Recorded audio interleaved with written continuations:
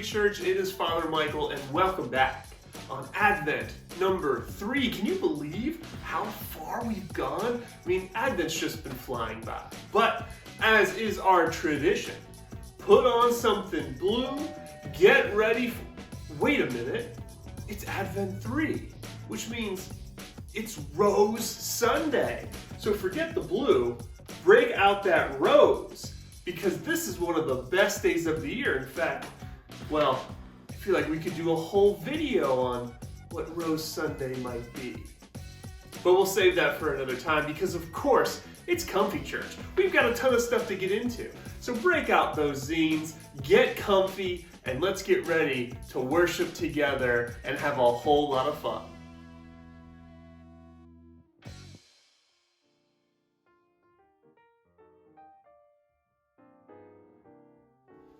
Well, before we get started, we should begin how we always should, with a prayer. So the Lord be with you. Dear God, thank you for giving us joy, for always being there in times in which we might not feel as joyful. Help us to always remember to make a joyful noise in your name. Amen. Well, now that we've prayed, let's open up our zines and take a look at our visual for the day. Whoa, we've got a good one here, don't we? Let's take a look and see what it might be.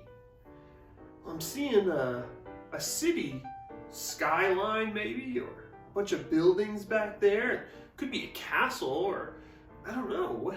What do you think that could be? It looks like there's some smoke or some dust. And this person here looks awfully sleepy, so maybe they're dreaming.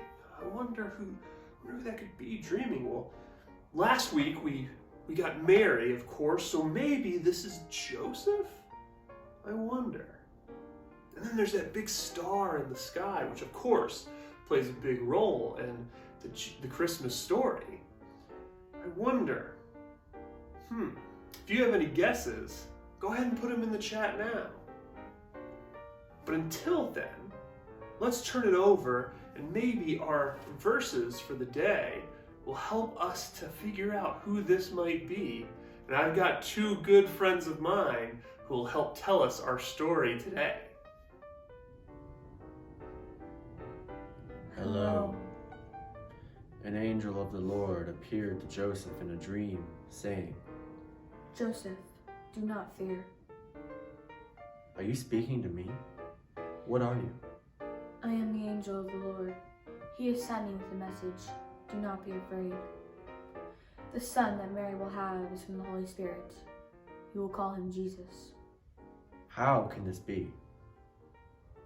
Joseph, he is the Messiah, the chosen one who will come to save all creation. I don't know. It will be so. When Joseph awoke from his slumber, he believed the angel of the Lord. Au revoir! Okay, so now we are going to turn in our zines to this part where we see a really fun comic strip. Just take a moment to kind of take that in. The first picture is really big, and we see this guy. It looks like he's like thinking or dreaming. I don't know, there's this like squiggly coming up from his head. So it looks like an angel is looking down on him, maybe smiling a little bit. And I think that is Bethlehem, maybe, in the background. And there's a really big star over what looks like maybe like the tiny manger scene there. Ooh, and then we get like a series of reactions. He's asleep, he's kind of like waking up, maybe a little groggy, and then his eyes get really big, like, oh no. He kind of reminds me of how I look when I oversleep and realize suddenly that I need to get up and get moving. And he does just that. He runs. And it looks like we see, is that Mary? It's that photo from the other week where there's this like crazy tree and all this light and this tiny person gazing at all of it. And then they're hugging and crying. What a moment of joy. I just love the story of Mary and Joseph and the way that Archangel Gabriel continues to speak to them both. In our stories today, we've heard how Mary and Joseph see that this thing that the angel's telling them is just impossible. And yet with God, he makes it possible. I wonder if there's ever been times in your life where you felt like, man, this thing that I really need or I'm hoping for just can't happen. Well, this story reminds us that God is big. We have a big God who loves us and cares for us and is always leading us in the right direction, even if we might not think, well, this is where I would go. So trust in that God. Have faith, and like Mary and Joseph, remember that with God, all things are possible.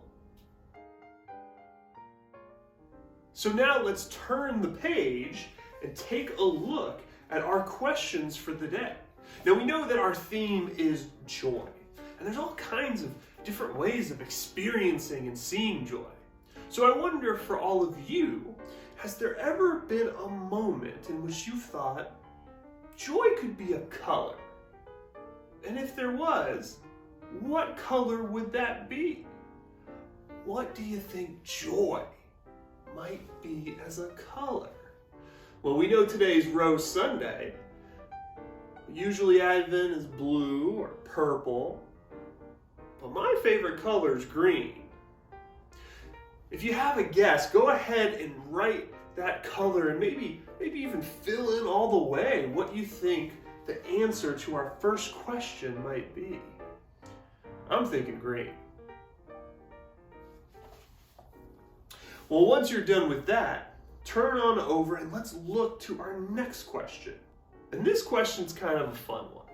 So in our visual, Joseph is, he's taking a little nap. He's taking a little nap. And he hears in his dream this message, and he's not the only one in the Bible who gets a message through a dream. And so if you had that power to send a message while maybe all your friends or all your parents were dreaming, what would that message be? Maybe it's to your teacher and it's give less homework, or maybe it's to your mom or your dad. It's your favorite meal of the day for lunch. I think if it were me, I'd probably send one to my friend Richard and say, "Don't forget your keys." He's always losing them. But if you had an idea and a message, what would it say? Go ahead and write it in here, and maybe even draw what that message might mean or be. Okay, so now turn in your zine to page 33 and 34. It looks like this, and there's all this empty space right here. It's exciting, empty space ready for you to fill. And so you're gonna grab tools, pens, crayons, colored pencils, whatever you want to create. You could even use like images from a magazine or really cool patterned paper or anything that is gonna help you draw a story, draw your own comic on this blank page. And I want you to think about a story of joy, a story of experiencing joy and excitement. It could be big or really small. I think the story that comes to mind for me happened just last week. So, like a lot of us, we're having to make choices about when we see family during the holidays. And I made the really hard choice to not see my mom for Thanksgiving. And I was really excited to go hang out with my mom. I live over 2,000 miles away from her, so it's really special when we can be together. And I was really sad about that, and then all of a sudden, a package arrived in the mail. And when I was growing up, my mom cooked a lot of things, but one of the things that I remember that she made a lot is granola. And I would have granola on top of yogurt or fruit or something like that every morning. And I like other types of granola. There are other good ones in the world for sure, but there's something really special about the one that my mom makes that just takes me back to waking up on a Saturday morning and spending some time with her. And she had made granola because it wasn't clear whether I would be coming or not. And so instead of just eating it herself, she put it in a package and wrote a letter, hand wrote a letter like she used to do when I was little and I was at summer camp, and told me how much she loved me and how excited she is to see me when this is all over. And she just surprised me with it at my apartment, and I was so filled with joy seeing the handwriting and getting to read about how excited my mom is to see me when all of this is a little safer, and getting to taste that granola and think of her. So take a second. Think of a story that fills you with joy, maybe that surprised you, that you weren't even expecting, and draw it out. Draw your facial expressions, draw the other people in the story, the spaces where you are, and tell that story with these images. Church, I am so excited to share this craft with you today. We are talking about joy and focusing on joy this week. So we are going to make prayer chains all about the things that bring us joy, and asking prayers for the people or things or anything in our life that could use some joy.